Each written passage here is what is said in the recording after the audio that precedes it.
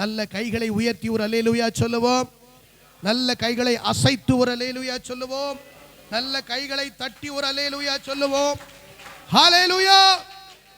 பக்கத்தில் உள்ளவங்களை வாழ்த்துங்களே. பக்கத்தில் உள்ளவங்களை வாழ்த்துங்க. God bless you சொல்லுங்க. கர்த்தர் உங்களை ஆசீர்வதிப்பாராக. ஆமென். அல்லேலூயா. கர்த்தர் நல்லவர். இந்த மாதத்துல நம்ம தொடர்ந்து கர்த்தருடைய வாக்குத்தத்த வசனத்தோடு சம்பந்தப்பட்ட வார்த்தைகளை தியானித்து வருகிறோம்.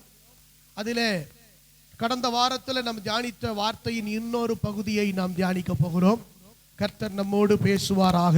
உற்சாகமா இருக்கிறவங்க எல்லாம் ஒரு ஆமேன் சொல்லுங்க. அல்லேலூயா. ஆமேன். சகரியாவின் புஸ்தகம் 8ஆம் அதிகாரம் 13ஆம் வசனம். சம்பவிப்பது என்னவென்றால், யூதா வம்சத்தாரே, இஸ்ரவேல் வம்சத்தாரே, நீங்கள் புறஜாதிகளுக்குள்ளே சாபமாயிருந்தது போலவே ஆசீர்வாதமாயிருக்கும்படி நான் உங்களை ரட்சிப்பேன். பயப்படாதேயுங்கள், உங்கள் கைகள் திடப்பட கடவது. அல்லேலூயா. கர்த்தர் நல்லவர். கடந்த வாரத்தில் ஆண்டவர் நீங்கள் எப்படி ஒரு சாபத்தின் சொல்லா இருந்தீர்களோ அது போலவே உங்களை நான் ஆசீர்வாதத்தின் சொல்லாக நான் மாற்ற போகிறேன். அதற்கு என்னென்னலாம் செய்ய போகிறேன் அப்படின்னு ஆண்டவர் பல காரியங்களை, ஆசீர்வாதங்களை குறித்து இந்த அதிகாரத்தில் கொடுத்த வாக்கு தத்தங்களை குறித்து நம்ம தியானித்தோம். ஆமென். அல்லேலூயா. கர்த்தர் நல்லவர். ஆமென். ஏன் கர்த்தர் சியோனுக்காக வைராக்கியம் கொண்டார், மகாவுக்கிரமான வைராக்கியம் கொண்டார். ஆகவே தம்முடைய ஜனங்களை அவர் திருப்பி மீண்டுமாய் அந்த ஜனங்களை ஆசீர்வதித்து அந்த ஜனங்களை கொண்டு தேவன் தம்முடைய திட்டத்தை நிறைவேற்றும்படி அவர் ஸ்தோத்திரம் வைராக்கியம் கொண்டிருக்கிற தேவனாய் இருக்கிறார். நல்ல கைகளை உயர்த்தி ஒரு ஆமேன் சொல்லுங்க. ஹல்லேலூயா. எவ்வளவு சாபமா நீங்க போனீங்களோ அவ்வளவு ஆசீர்வாதமா, அநேகருக்கு ஆசீர்வாதமா இருக்கும்படி கர்த்தர் உங்களை என்னையும் ஆசீர்வதிக்க போகிறார். நல்ல கைகளை உயர்த்தி ஒரு ஆமேன் சொல்லுங்க. ஹல்லேலூயா. கர்த்தர் நல்லவர். அதுல இன்னொரு காரியத்தை அந்த 8ஆம் அதிகாரத்தின் கடைசி பகுதியில வாசிக்கிறோம். பயப்படாதீங்கள், உங்கள் கைகள் திடப்பட கடவது அப்படின்னு சொல்றார். முக்கியமான ஒரு வார்த்தை. நான் இதை செய்ய போறேன், நான் இப்படி ஆசீர்வதிக்க போறேன் அப்படின்னு சொல்றார். பலவிதமான ஆசீர்வாதங்கள் இந்த 8ஆம் அதிகாரம் முழுவதும் சொல்லி இருக்கிறார். கர்த்தர் நல்லவர். அல்லேலூயா. ஆமென். என்ன அர்த்தம் தெரியுமா? அதை பத்தி இனிமே நீங்க கவலைப்படாதீங்க. அந்த ஆசீர்வாதத்தை பத்தி இனிமே நீங்க யோசிக்காதீங்க. நான் உங்களை ஆசீர்வதிக்க போகிறேன். அல்லேலூயா. நீங்க பயப்படாம இருங்க. நீங்க ஒரே ஒரு காரியம் செய்யணும். உங்க கைகளை நீங்கள் திடப்படுத்த வேண்டும்.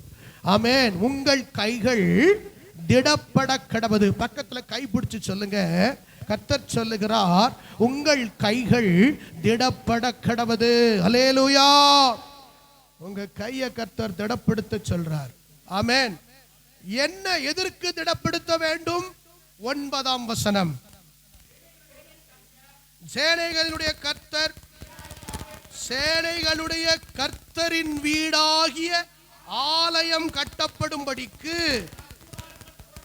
அதன் அஸ்திபாரங்கள் போடப்பட்ட நாள் முதற்கொண்டிருக்கிற தீர்க்கதரிசிகளின் வாயினால் இந்த வார்த்தைகளை இந்நாட்களில் கேட்டு வருகிறவர்களே, உங்கள் கைகள் திடப்பட கடவது என்று. அப்படியானால் இங்க சொல்லுகிறார், கர்த்தருடைய ஆலயத்தை கட்டும்படிக்கு அதனுடைய அஸ்திபாரங்கள் போடப்பட்டு அது எழுப்பப்பட்டு வருகிற இந்த காரியத்தை, இந்த ஆலயம் கட்டுவதை குறித்து அன்றைக்கு தீர்க்க தரிசனமாய் சொல்லப்பட்ட வார்த்தைகள் இன்றைக்கு கேட்கிறவர்களே, இது நிறைவேறுகிற காலத்தில் இந்த வார்த்தைகளை கேட்கிறவர்களே அப்படின்னு சொல்றார். அல்லேலூயா. அன்னைக்கு சொன்ன அந்த காரியத்தை இன்னைக்கு நீங்க பார்க்கிறீங்க. இந்த வார்த்தையை நீங்கள் கேட்டு வருகிறீர்கள். அவர் சொல்லுகிறார், நீங்கள் உங்கள் கைகளை திடப்படுத்துங்கள், உங்கள் கைகள் திடப்பட கடவது. அல்லேலூயா. அப்படியானால் கர்த்தருடைய ஆலயத்தை கட்டுவதற்கு உங்கள் கைகள் திடப்பட கடவது. கைகளை உயர்த்தி ஒரு ஆமென் சொல்லுங்க. உங்களை நான் ஆசீர்வதிக்க போறேன், நீங்க பயப்படாதீங்க. நீங்க ஒண்ணே ஒண்ணு, உங்க கைகளை திடப்படுத்துங்கள். அல்லேலூயா. தேவனுடைய ஆலயத்தை கட்டுவதற்கு நீங்கள் திடப்படுங்கள் என்று ஆண்டவர் சொல்லுகிறார். தேவனுடைய ஆலயம் என்றால் என்ன? தேவனுடைய ஆலயம் என்றால் என்ன அப்படின்னா 1 கொரிந்தியர் 3ஆம் அதிகாரம் 16ஆம் வசனம்.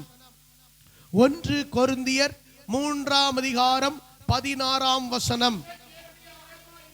நீங்கள் தேவனுடைய ஆலயமாய் இருக்கிறீர்கள் என்றும் தேவனுடைய ஆவி உங்களில் வாசமாய் இருக்கிறார் என்றும் அறியாதிருக்கிறீர்களா?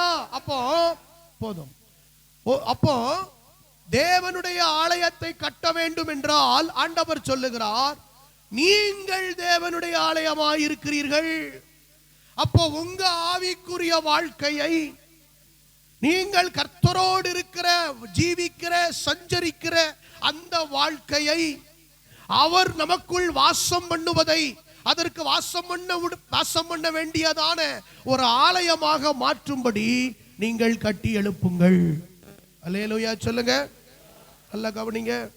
அப்போ நீங்க இப்போ உங்க கைகளை திடப்படுத்தணும், உங்க ஆவிக்குரிய ஜீவியத்தை நீங்க திடப்படுத்தணும். ஆமென். இந்த ஆலயம் எப்படி கட்டப்பட்டு கொண்டு வருகிறது? எபேசியருக்கு எழுதின நிருபம் 2ஆம் அதிகாரம் 20ஆம் வசனம். அப்போஸ்தலர் தீர்க்கதரிசிகள் என்பவர்களுடைய அஸ்திபாரத்தின் மேல் கட்டப்பட்டவர்களுமாயிருக்கிறீர்கள். அதற்கு இயேசு கிறிஸ்து தாமே மூளைக்கல்லாயிருக்கிறார். அடுத்த வசனம். அவர் மேல் மாளிகை முழுவதும் இசைவாய் இணைக்கப்பட்டு கர்த்தருக்குள் பரிசுத்த ஆலயமாக எழும்புகிறது. கைகளை உயர்த்தி ஒரு ஆமென் சொல்லுங்க. இப்ப நீங்க தேவனுடைய ஆலயம்னு சொல்லிட்டாரு. அந்த ஆலயம் எப்படி எழும்புகிறதா? அவர் மேல், அவர்தான் அஸ்திபாரம். அல்லேலூயா சொல்லுங்க. அஸ்திபாரம் யாரு? இயேசுதான் அஸ்திபாரம். அல்லேலூயா சொல்லுங்க. ஆமென். இயேசுதான் அஸ்திபாரம்னா என்ன அர்த்தம்? அங்க பாருங்க, அந்த 2ஆம் அதிகாரத்துக்கு நீங்க வாங்க. எபேசியர் 2ஆம் அதிகாரத்துல நம்ம வாசிக்கிறோம் ரொம்ப முக்கியமான ஒரு வேத பகுதி. கர்த்தர் நல்லவர், கர்த்தர் நல்லவர்.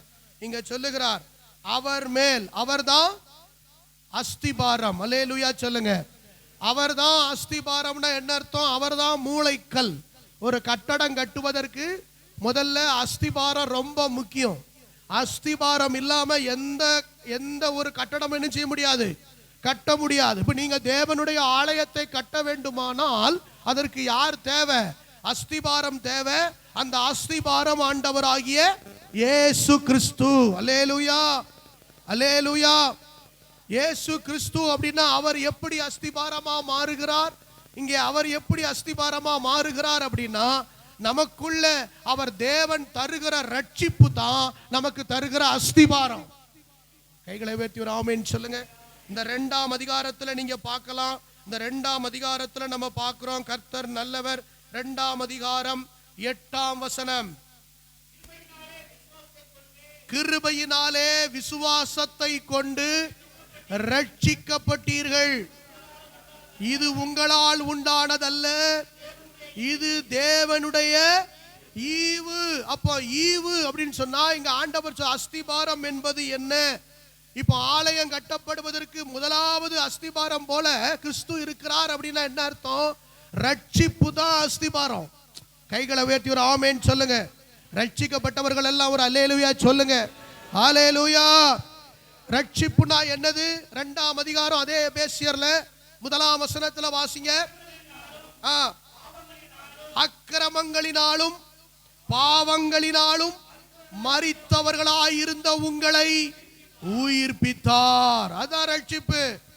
இன்னைக்கு நிறைய பேர் விசுவாசிக்கலாம். ஆண்டவர் இயேசுவை விசுவாசிக்கிறவர்கள் எல்லாரும் ரட்சிக்கப்பட்டவர்கள் அல்ல. இன்னைக்கு அக்கிரமங்களினாலும் பாவங்களினாலும் இருந்த நம்மை ஆண்டவர் உயிர்ப்பித்தார். பாத்தீங்களா? அந்த பழைய வாழ்க்கையை எடுத்து போட்டார். அல்லேலூயா சொல்லுங்க. உயிர்ப்பித்தார். இதுதான் ரட்சிப்பு. இந்த ரட்சிப்பு கிருபையினாலே உண்டானது. அல்லேலூயா. நீங்க நல்லா கவனிக்கணும். ரட்சிப்பு ரொம்ப முக்கியம். இன்னைக்கு சபைகளில எல்லாரும் ஜனங்கள் கூடி வருகிறார்கள். ஆனா எல்லாரும் ரட்சிக்கப்பட்டிருக்கிறார்களா அப்படின்னா ரொம்ப கேள்விக்குறி. அவர்களுடைய பாவங்கள் மன்னிக்கப்பட்ட நிச்சயம் இருக்கிறதா? அவர்கள் அந்த பாவ மன்னிப்பின் அந்த சந்தோஷத்தை, அந்த ரட்சிப்பின் சந்தோஷத்தை அவர்கள் பெற்றுக்கொண்டு அதிலே நிலைத்திருக்கிறார்களா என்பது ரொம்ப முக்கியம். நிறைய பேர் பெற்றுக்கொள்ளவில்லை, நிறைய பேர் அதிலே நிலைத்திருக்கவில்லை. இன்னைக்கு ரட்சிப்பு ரொம்ப முக்கியம். அல்லேலூயா சொல்லுங்க. முதலாவது, இந்த தேவனுடைய ஆலயமாக இந்த ஆவிக்குரிய ஆலயம் கட்டப்பட வேண்டுமானால் இதற்கு ரட்சிப்பு மிகவும் முக்கியம். ஆமென். அல்லேலூயா. எபிரேயருக்கு எழுதின நிருபம் 4ஆம் அதிகாரம் 12ஆம் வசனம்.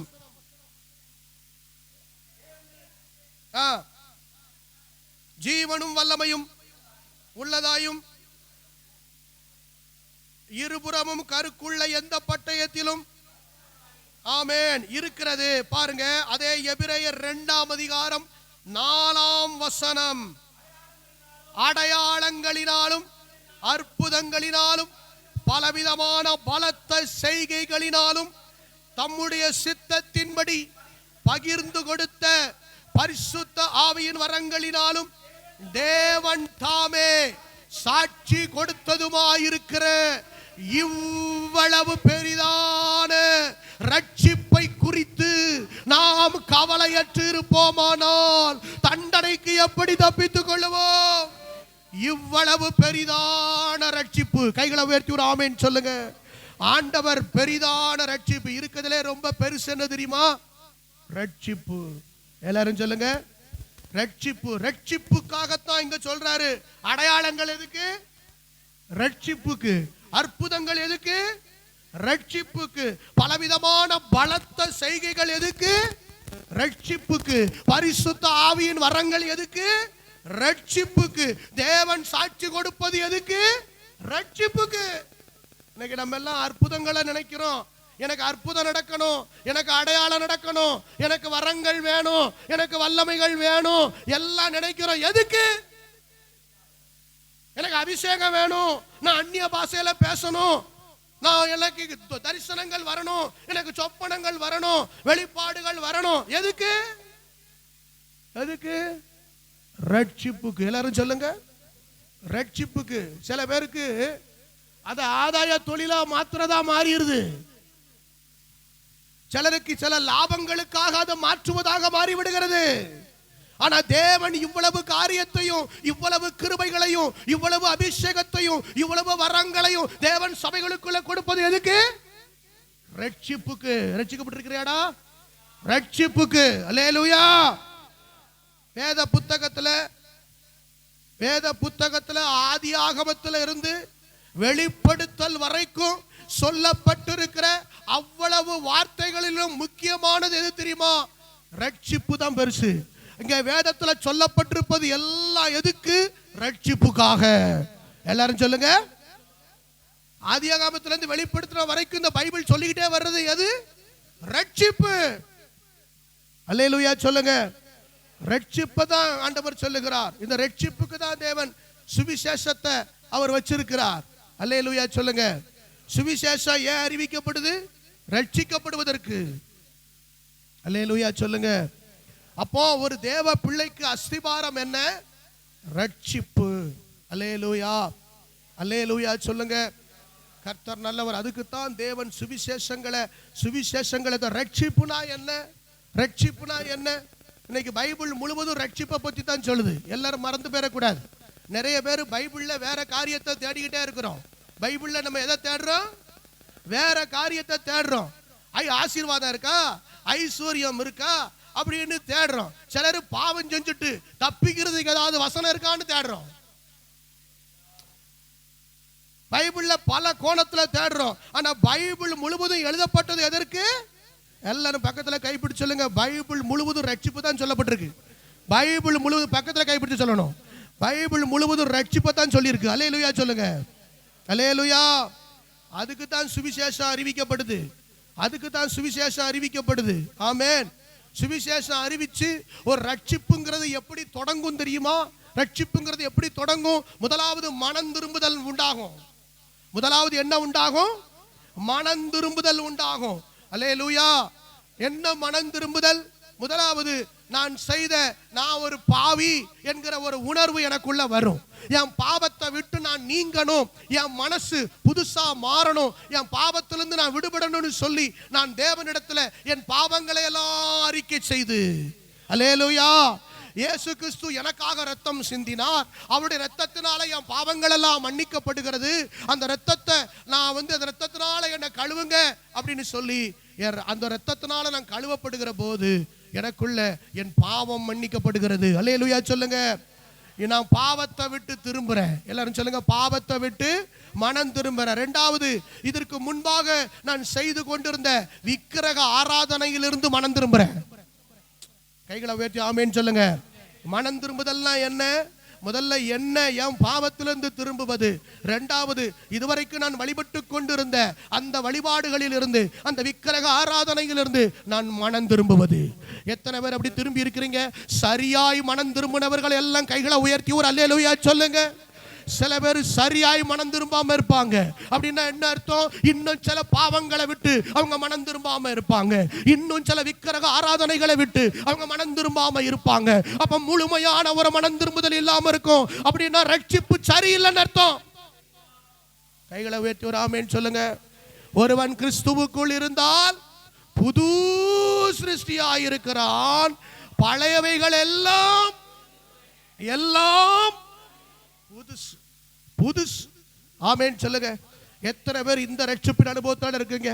இந்த இயேசு கிறிஸ்து கிட்ட வந்த உடனே நான் பழைய ஆள் இல்லை, எல்லாத்தையும் நான் ஒழிச்சிட்டேன், இப்போ நான் புது ஆளா இருக்கிறேன், நான் ரட்சிக்கப்பட்டிருக்கிறேன்னு சொல்றவங்க நல்ல கைகளை உயர்த்தி ஒரு அல்லேலூயா சொல்லுங்க.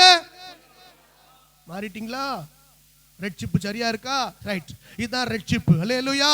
இரண்டாவது ரட்சிப்பினுடைய அடையாளம் என்ன தெரியுமா? முதலாவது மனம் திரும்புங்கள்னு சொன்ன மனம் திரும்புதல். இரண்டாவது அந்த மனம் திரும்புதலின் அடையாளமான ஞான ஸ்நானம். மனம் திரும்பிட்டேன்னு சொல்லிட்டு அந்த மனம் திரும்புதலுக்கு அடையாளம் என்ன? அல்லேலூயா. ஆமென். ஸ்தோத்திரம். பாவ மன்னிப்புக்கு என்று என்ன செய்யணும்? ஞான ஸ்நானத்தை பெற வேண்டும். நல்ல கைகளை உயர்த்தி ஆமென் சொல்லுங்க. ஞானஸ்நானம். சரியா மனம் திரும்பி ஆண்டவருக்குள்ள வந்தா காலம் தாழ்த்த கூடாது. உங்களை முழுமையா ஒப்பு கொடுத்து நீங்க உடனே ஞானஸ்தானத்துக்கும் ஒப்பு கொடுத்துடணும். கைகளை உயர்த்தி ஆமென் சொல்லுங்க. அப்பதான் ரட்சிப்பு. இது ரட்சிப்பினுடைய வழி. முதலாவது மனம் திரும்பி வரணும், இரண்டாவது ஞானஸ்நானத்துக்குள்ள வந்துடணும். அல்லேலூயா. ஞானஸ்நானத்தை பத்தி பைபிள் என்ன சொல்லுது? நல்லா பாருங்க. 6ஆம் அதிகாரம், ரோமருக்கு எழுதின நிருபம் 6ஆம் அதிகாரம், 6ஆம் அதிகாரத்துல வாசிங்க. ஸ்தோத்திரம். பாருங்க, 3:4 இருந்து வாசிங்க. கிறிஸ்து இயேசுவுக்குள்ளாக ஞானஸ்நானம் பெற்ற நாம் அனைவரும் அவருடைய மரணத்துக்குள்ளாக. அப்ப ஞானஸ்நானம் பெற்றது அவருடைய மரணத்துக்குள்ளாகும். அதே அடையாளத்தின்படி என்ன பெற்றிருக்கிறோம்? ஞானஸ்நானம் எடுத்தவங்களை நல்லா கவனிக்கணும். அல்லேலூயா சொல்லுங்க. அதுக்கப்புறம் பிதாவின் மகிமையினாலே எப்படி கிறிஸ்து மரித்தோரில் இருந்து உயிர்த்தெழுந்து வந்தாரோ நாமும் அதை போலவே புதிதான ஜீவன் உள்ளவர்களாய் நடந்து கொள்ளும்படிக்கு அவருடைய மரணத்துக்கு உள்ளாகும் ஞானஸ்நானத்தினாலே. பாத்தீங்களா? கிறிஸ்துவுடனே கூட ஞானஸ்நானம் பண்ணப்பட்டவங்க பூரா அடக்கம் பண்ணப்பட்டாங்க. ஒரு அல்லேலூயா சொல்லுங்க. யாரெல்லாம் ஞானஸ்நானம் எடுத்தீங்களோ அவங்க எல்லாம் பழைய ஆளை அடக்கம் பண்ணியாச்சு. நீங்க பழைய ஆளா புது ஆளா? ஆண்டவர் உங்களை உயிர்ப்பிச்சுட்டாரா? ஆமென். இதுதான் ஞானஸ்நானம். பாருங்க பாருங்க. அடுத்த 6ஆம் வசனத்தை வாசிங்க. இனி நாம் பாவத்துக்கு ஊழியம் செய்யாதபடிக்கு. அப்போ சொல்லிட்டாரு, இப்போ இந்த பழைய பாவத்தை என்ன செய்யக்கூடாது? செய்யக்கூடாது. ஆமென். அப்ப என்ன செய்யணும்? நீதியைத்தான் செய்யணும். இப்ப நம்ம பிழைச்சிருக்கிறது எதுக்கு? பழைய பாவத்தை. நீங்க எல்லாரும் ஞானஸ்நானம் எடுத்தவங்க பூரா என்ன அடையாளம் தெரியுமா? பழைய பாவத்தை திரும்ப செய்யப்படாது. பக்கத்துல கைப்பிடிச்சு சொல்லுடா, பழைய பாவத்தை திரும்ப செய்யப்படாது. திரும்ப போன் பாக்கியா? திரும்ப போன் பார்த்துக்கிட்டு இருக்கிறியா? திரும்ப சினிமா பார்த்துக்கிட்டு இருக்கிறியா? திரும்ப கள்ளத்தனமா போய் ஏதாவது செய்யறியா? கவனம் கவனம், திரும்ப பாவம் செஞ்சிடப்படாது. அல்லேலூயா சொல்லுங்க. நீ ஞானஸ்நானம் எடுத்து அடக்கம் பண்ணப்பட்ட ஆளு, பழைய ஆளு திரும்ப எட்டி பார்க்கப்படாது. கைகளை உயர்த்தி ஒரு ஆமென் சொல்லுங்க. ஏதாவது பழைய சுபாவம் திரும்ப வருதா? ஒளிஞ்சு ஒளிஞ்சு எதையாவது செய்யறியா? ஞானஸ்நானம் எடுத்த ஆட்கள் ஜாக்கிரதை, ரட்சிப்பு போயிரும், ரட்சிப்பு போயிரும். ஞானஸ்நானம் பிள்ளைங்க எடுத்த பிள்ளைங்க எல்லாம் கவனம். அல்லேலூயா. ஞானஸ்நானம் தான் ரட்சிப்பினுடைய அடையாளம். அல்லேலூயா சொல்லுங்க. சும்மா நானும் தண்ணியில் எல்லாரையும் மாதிரி நானும் ஞானஸ்நானம் எடுத்துட்டேன், எனக்கும் பேரை இப்போ மாற்றி வச்சுட்டாங்க, அதனால நானும் இப்போ ஏசப்பா பிள்ளைன்னு சொல்லிக்கிட்டு இருக்கக்கூடாது. பழைய ஆளாவே இருக்கக்கூடாது. கைகளை வெட்டி ஒரு அல்லேலூயா சொல்லுங்க. ஆமா, பாவத்துக்கு இனிமே ஊழியத்தை செஞ்சிடவே கூடாது. பாவம் அவன் திரும்ப வந்து எட்டி பார்க்கும். திரும்ப வந்து பிள்ளைகளா கவனிங்கடா, திரும்ப வந்து பாவம் எட்டி பார்க்கும். திரும்ப வந்து பாவம் எட்டி பார்க்கும். தேவையில்லாத காரியத்தை செய்ய சொல்லும். தேவையில்லாத சிந்தனைகளை எழுப்பி விடும். தேவையில்லாத ஃப்ரெண்ட்ஷிப்பை கொண்டு வரும். தேவையில்லாத சம்பாத்தியத்தை கொண்டு வரும். தேவையில்லாத தொடர்புகளை கொண்டு வரும். விட்டு விடணும். கைகளை உயர்த்தி ஒரு அல்லேலூயா சொல்லுங்க. கைகளை உயர்த்தி ஒரு அல்லேலூயா சொல்லுங்க. பழைய மனுஷனை உள்ள விட்டுறக்கூடாது. ஆமென். ஆமா, ரொம்ப நாளைக்கு முன்னால விட்ட தொடர்பு திரும்ப வரும். போன் வழியா திரும்ப வரும். போன் வழியா எப்படியாவது நம்பரை வாங்கி அலோனுக்கிட்டு வரும். முதல்ல வையி, கத்தரிய முதல்ல போன்ல வையி. தேவையில்லாத ஆள்கிட்ட திரும்ப பேசாத. யாருக்கோ ஒருத்தருக்கு இது தீர்க்க தரிசனம். அல்லேலூயா சொல்லுங்க. கர்த்தர் சொல்றாரு, கர்த்தர் சொல்றாரு, திரும்ப பழைய பாவத்தை செய்ய வைக்கிறதுக்கு திரும்ப ஒரு தொடர்பு ஒன்று உள்ள வர விடாத. கைகளை வெட்டி ஒரு ஆமீன் சொல்லுங்க. ஒரு ரட்சிப்பை கை வைக்க பக்கு. ஆமென். சில விஷயத்தை விட்டு என்ன செஞ்சு ஆகணும்? விலகிரணும். ஆமென் சொல்லுங்க. திரும்ப அந்த பக்கம் திரும்பி பாத்திரக்கூடாது. ஆமென். பழைய மனுஷன் எட்டி பார்க்க, பழைய மனுஷன் உள்ள வரக்கூடாது. திரும்ப பழைய மனுஷன் உள்ள வரக்கூடாது. பக்கத்தில் கைப்பிடிச்சு பாருங்க. இது புது ஆளு தான் உட்கார்ந்துருக்கான்னு பாருங்க. புது ஆள் தான் உட்கார்ந்துருக்கா இல்ல வேற ஆள் உட்கார்ந்துருக்கான்னு பாருங்க.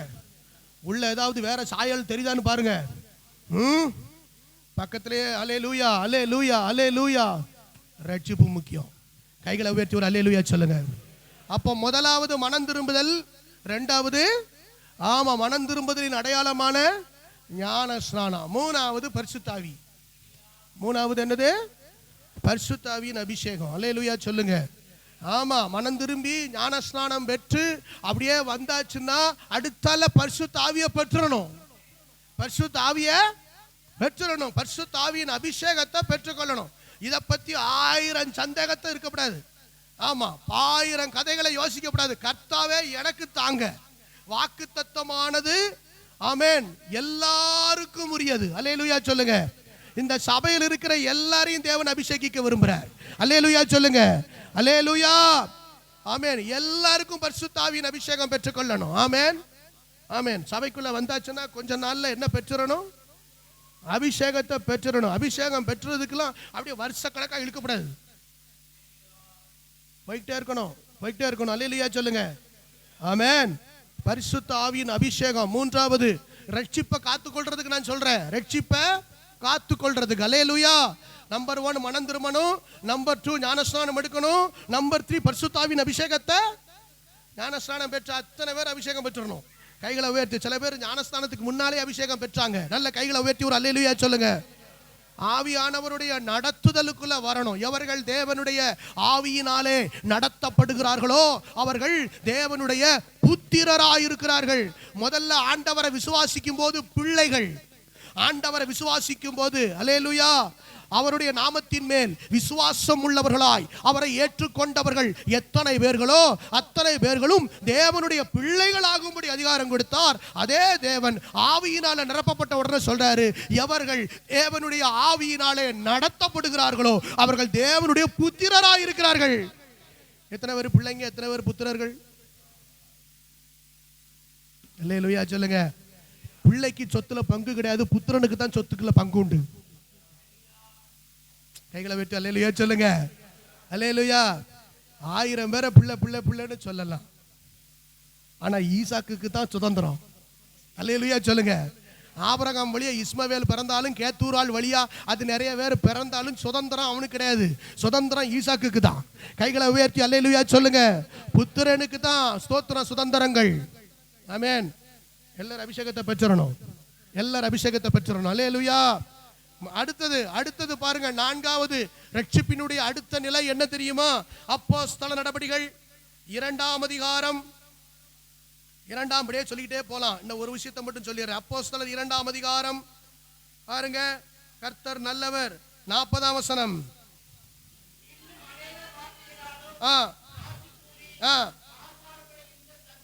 மாறுபாடு உள்ள இந்த சந்ததியை விட்டு விலகி உங்களை ரட்சித்துக் கொள்ளுங்கள். ரட்சிப்பை காத்துக்கொள்ற 4வது விஷயம் என்னன்னா, வேறுபாட்டின் ஜீவியம். என்னது? வேறுபாடு. மாறுபாடு உள்ள இந்த சந்ததியை விட்டு என்ன செய்யணும்? ஏமா என்னமா செய்யணும்? விலகணும். அல்லேலூயா சொல்லுங்க. இன்னும் எனக்கு அந்த பழைய அந்த உறவை விட முடியல, எனக்கு இந்த உறவை விட முடியல, நான் அவங்களோட சேரத்தான் வேண்டி இருக்கு. இந்த உலகத்துல தானே நம்ம வாழ்றோம், இந்த சொந்த பந்தத்தை விட்டுட்டு எப்படி வாழ? அவங்க கிறிஸ்துவுக்குள்ள நான் வரணும்னு நினைச்சாலும் அவங்க ரொம்ப கோவப்படுவாங்களே அப்படின்னு சொல்லி அந்த ஓட நீங்க கீழ்பிடிச்சு போயிட்டேன்னா உங்க ரட்சிப்பு போயிடும். அல்லேலூயா சொல்ல மாட்டேலா? அல்லேலூயா. ஆமா, அவன் அப்படியே உங்களை இழுத்து கொண்டு போவான். ஆமென். மாமா, சித்தி, அத்தை, மைனி, சித்தப்பா அப்படின்னு சொல்லி ஏதாவது சொந்தத்தை சொல்லி நீ தானே கட்டு செய்யணும், நீ தானே இது செஞ்சா தப்பு இல்ல, இது என்ன தப்புன்னு எங்க சொல்லியிருக்கு? பைபிள்ல சொல்லியிருக்கா? ஒரே வார்த்தையில சொல்லிட்டு மாறுபாடுள்ள இந்த சந்ததியை விட்டு விலகி உங்களை ரட்சித்துக் கொள்ளுங்கள். அப்ப நீ பிரித்தெடுக்கப்படாவிட்டால் உன் ரட்சிப்பை காத்துக்கொள்ள முடியாது. அல்லேலூயா சொல்லுங்க. இன்னும் பொட்டு வச்சுக்கிட்டு, இன்னும் பூ வச்சுக்கிட்டு, இன்னும் ஜாதகம் பார்த்துக்கிட்டு, இன்னும் நல்ல நேரம் பார்த்துக்கிட்டு, இன்னும் சகுனம் பார்த்துக்கிட்டு, இன்னும் அந்த ஆட்களோட சேர்ந்துக்கிட்டு செவ்வாய் வெள்ளியில எங்கேயாவது போய்கிட்டு, இன்னும் ஞாயிற்றுக்கிழமை கூட சர்ச்சு முடிஞ்ச உடனே சொந்த பந்தத்தை நம்ம அப்படியே அனுசரிச்சு போறோம்னா எங்க நம்ம விலகி இருக்கோம்? எங்க விலகி இருக்கோம்? இன்னும் அந்த சந்ததியை விட்டு விலகலிய ரட்சிப்புல போகுது. புரிஞ்சவங்க ஒரு அல்லேலூயா சொல்லுங்க. கவனம், கவனம். அல்லேலூயா சொல்லுங்க. ஆமா, சில இடத்துல விலக வேண்டியதை விலகித்தான் ஆகணும். விட்டு வரல அப்படின்னா உங்க ரட்சிப்பு என்ன செஞ்சிடும்? ஏன்னா அஸ்திபாரமே என்னதுதான்? கர்த்தருடைய ஆலயத்தை கட்டணும்னு கர்த்தர் எழுப்புறாரு அப்படின்னா முதல்ல அஸ்திபாரமே என்னதுதான்? ரட்சிப்பு தான். இந்த ரட்சிப்புல இந்த 4 காரியம் டீட்டெயிலா இருக்கு. இன்னும் சொல்ல வேண்டிய நிறைய இருக்கு. இன்னும் அப்பம் பிட்குதல் இருக்கு. இன்னும் அப்பம் பிட்குதல், மாசம் ஒரு தடவை அப்பம் கரெக்டா பிக்கணும். ஆமென். திருவிருந்து பந்தியில பங்கெடுக்கணும். ஆமென். இன்னும் ஜெபத்துல தரித்திருக்கணும். காரியங்கள் நிறைய இருக்கு. அல்லேலூயா சொல்லுங்க. இதெல்லாம் செஞ்சுக்கிட்டே இருந்தாதான் அந்த ரட்சிப்புல ஒரு மனுஷன் நிலைச்சிருக்கான்னு அர்த்தம். அல்லேலூயா சொல்லுங்க. இப்ப நிலைச்சிருக்கிறவங்கள ஒரு அல்லேலூயா சொல்லுங்க. அல்லேலூயா. ஞாயிற்றுக்கிழமைக்கு சொந்த பந்தம் கூப்பிட்டா ஃபங்க்ஷனுக்கு போவேலா? இனிமே விலக மனசு வரல. பத்தியெல்லாம் பத்திரிக்கையில பேரை போட்டாம்ல, எப்படி போகாம இருக்குது? நம்ம தலைமையில தானே நடக்கணும்னு நினைக்கும், நம்ம தானே கையை பிடிச்சு கொடுக்கணும்னு நினைக்கும். யார? பொண்ண மாப்பிள்ளைய கையை பிடிச்சு கொடுக்கறதோட கர்த்தருடைய கையை வெட்டி விடுற மாதிரிலாம் இருக்கு. கவனம், கவனம். மாறுபாடு உள்ள சந்ததியை விட்டு விலகலன்னா அல்லக தெளிவா சொல்லிட்டாரு, மாறுபாடு உள்ள இந்த சந்ததியை விட்டு விலகி. ஆமென்.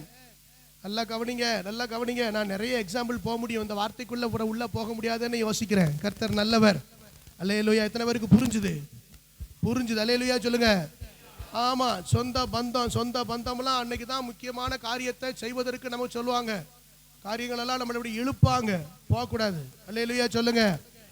ஆமென். சாதகம் பார்க்கறதெல்லாம் ஒன்றும் தப்பு இல்லை அப்படின்லாம் சொல்லுவாங்க. நல்ல நேரம் பார்க்கறது தப்பு இல்லை அப்படின்னு சொல்லுவாங்க. இந்த உலகத்துக்கு ஒத்த வேஷம் பொய் சொல்றது தப்பு இல்லை அப்படின்னு சொல்லுவாங்க. ஆமென். யார் பொய் சொல்லாம இருக்கா? நீ பொய் சொல்லு, ஆனா பரலோகம் கிடையாது. பொய் சொல்லுகிறவர்களுக்கு என்ன கிடையாதான்? கன்ஃபார்ம். பொய் பேசுகிறவர்களும் விக்கிர ஆராதனைக்காரர்களும் அங்க என்ன செய்ய முடியாதான்? பிரவேசிக்க கன்ஃபார்ம். பொய் சொல்லாம வாழ முடியுமா? எப்படி சம்பாத்தியம் பண்றது? எப்படி சம்பாத்தியம் பண்றது? ஏன் கொடுக்கிறது போதும்னு நினைச்சா என்ன?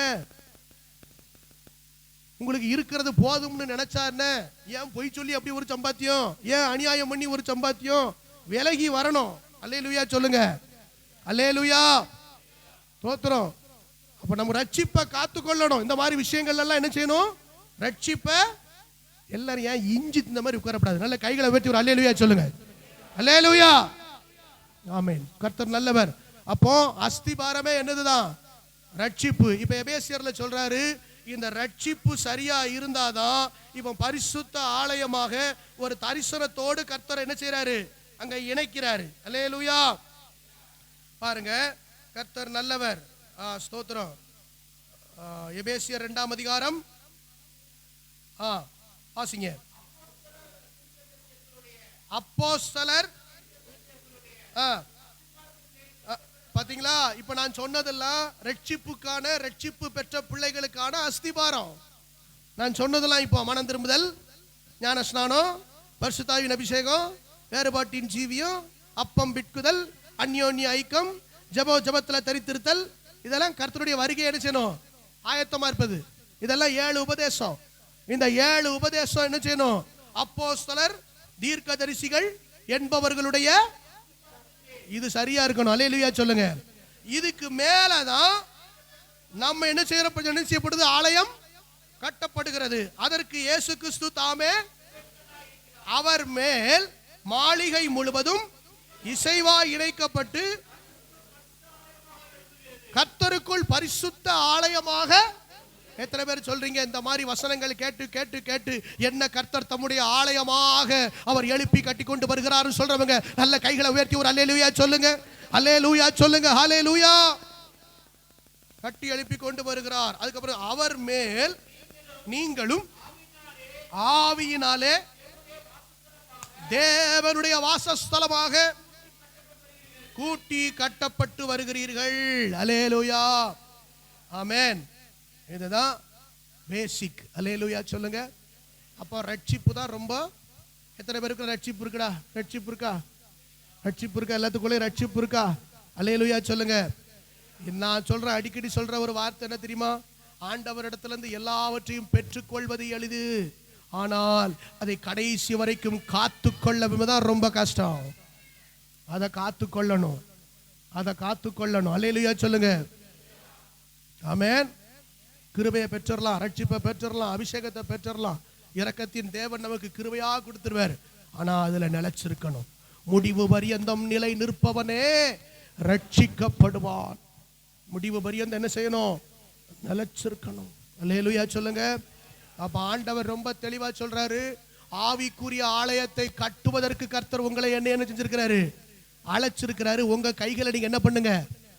திடப்படுத்துங்கள். அல்லேலூயா. உங்கள் கைகளை திடப்படுத்துங்கள். இப்ப இந்த ஆவிக்குரிய ஆலயத்தை கட்டுவதற்கு தடையா சில காரியம் வருது. ஏன் கைகளை திடப்படுத்த சொன்னாரு? ஏன் உங்களை கைகளை திடப்படுத்த சொல்றாரு? கைகளை தளர்ந்த விடக்கூடாது. அப்படின்னா கைகளை கொஞ்சம் ஸ்ட்ராங்கா இருந்துக்கோங்க பிரதர் அப்படின்னா என்ன அர்த்தம்? உங்க ஸ்ட்ராங்க லூஸ் பண்றதுக்கு சில ப்ராப்ளம்ஸ் வரும். ஆமென். இன்னைக்கு ஆலயத்தை கட்ட எழுப்பு எட்டி ஆலயம்னு விடுங்க, ஒரு கட்டடம் கட்டி எழுப்பணும் நினைச்சாலே என்ன வருது? வருதா? வருதா? அல்லேலூயா. தடை 1000 தடை வருதா? அதனாலதான் இங்க சொல்றாரு உங்கள் கைகள் திடப்பட கடவது. ஏன்? நீங்க என்னைக்கு தரிசனத்தோடு ஒரு கர்த்தருடைய ராஜ்யத்துக்கென்று உங்களை ஆயத்தப்படுத்தவும், கர்த்தருடைய ராஜ்யத்துக்கென்று நீங்கள் ஒரு வேலை செய்யவும் நீங்கள் உங்களை அர்ப்பணிக்கிறீர்களோ, அப்ப ஆண்டவர் சொன்னாரு நீ கொஞ்சம் ஸ்ட்ராங்காரு. பயப்படாத, பக்கத்துல கைப்பிடிச்சு பயப்படாத, ஸ்ட்ராங்காரு. அல்லேலூயா. உங்களை என்னை வச்சுதான் கர்த்தர் கட்ட போறாரு. அல்லேலூயா. ஆமா, இந்த கைகளை பாருங்க திடப்படுத்த வேண்டியிருக்கு. நான் 7 விதமான காரியத்தை கர்த்தர் திடப்படுத்தணும் அப்படின்னு சொல்லியிருக்காரு. நான் அதை உங்களுக்கு சொல்லிட்டு அதுக்கப்புறம் நான் தளர விடுகிற காரியத்துக்குள்ள கடந்து போக விரும்புகிறேன். கர்த்தர் நல்லவர். அல்லேலூயா. அல்லேலூயா சொல்லுங்க. ஆமா, எழுதுறவங்களுக்காக ஒரு 7 பாயிண்ட் சொல்றேன். கர்த்தர் நல்லவர். முதலாவது, எதற்கு கைகளை திடப்படுத்த வேண்டும்? எதற்கு கைகளை திடப்படுத்த வேண்டும் அப்படின்னா, ஆலயம் கட்டுவதற்கு தான். அதுல இருக்கிற சில விஷயங்கள் வாசிக்கலாம். யோசுவாவை குறித்து வேதம் சொல்லுகிறது. உபாகமம் 1ஆம் அதிகாரம் 38ஆம் வசனம். வேகமா ஒருத்தர் வாசிங்க.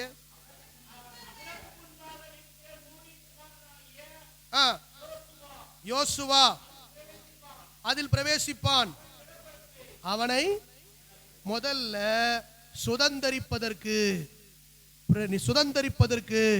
திடப்படுத்து. கானான் தேசத்துக்குள்ள யாரு பிரவேசிப்பான்? யோசுவா பிரவேசிப்பான். அதுக்கு இன்னும் வசனம் 3ஆம் அதிகாரம், அதே உபாகமம் 3:28. உபாகமம்,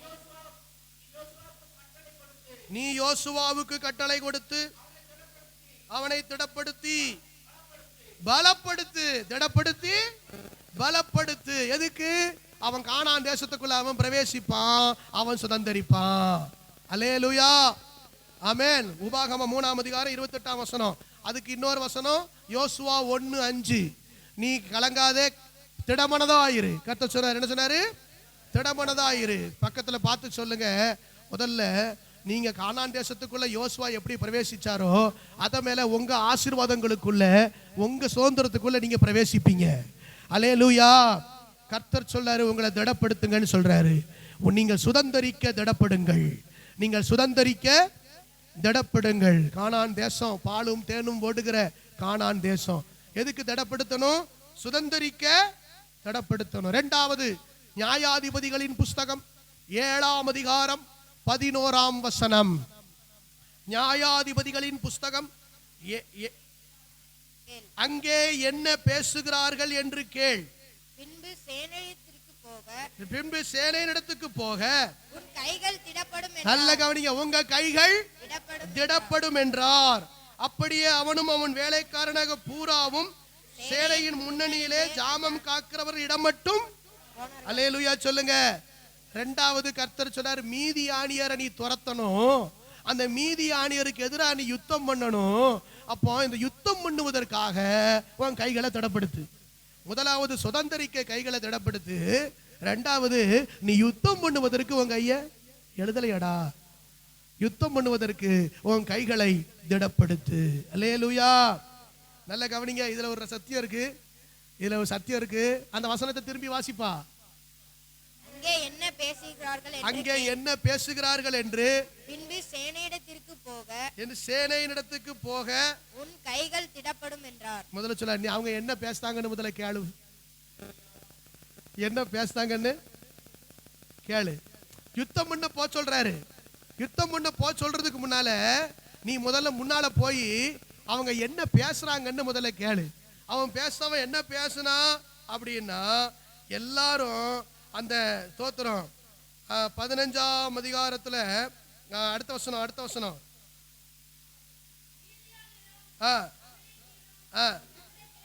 பாருங்க, 13 வாசிங்க சிஸ்டர். கிதியோன் வந்தபோது ஒருவன் மற்றொருவனுக்கு ஒரு சொப்பனத்தை சொன்னான். அதாவது இதோ ஒரு சொப்பனத்தை கண்டேன். சுட்டிருந்த ஒரு வார்கோதுமை அப்பம் மீதியானியரின் பாளையத்துக்கு உருண்டு வந்தது. அது கூடாரம் மட்டும் வந்தபோது அதை விழத்தள்ளி அது கவிழ்த்து போட்டது. கூடாரம் விழுந்து கிடந்தது என்றான். அர்த்த வசனம்.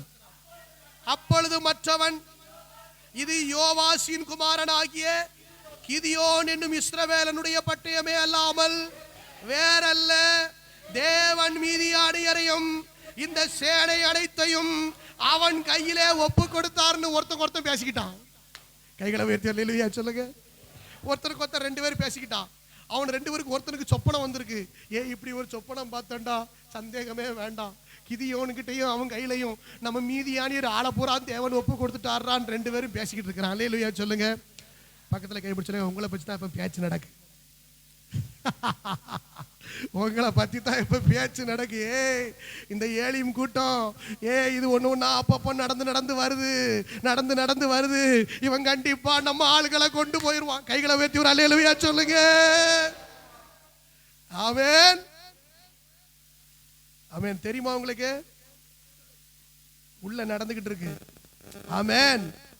இப்ப இந்த பேச்சை கேட்டோன்னு சொல்றாரு, இந்த சத்தத்தை கேள, என்ன பேசுறான்னு கேளு. கேட்கும் போது உன் கைகள் ஜடப்படும். ஆமென் அல்லேலூயா. நாளுக்கு நாள் நம்ம பெருகிக்கிட்டே தான் வருவோம். அல்லேலூயா சொல்லுங்க. 2வது எதற்கு திடப்பட வேண்டும்? யுத்தம் செய்வதற்கு. அல்லேலூயா சொல்லுங்க. இப்ப மீதியானியர் எல்லாம் கலங்கி போயிருக்கான். எதுக்கு?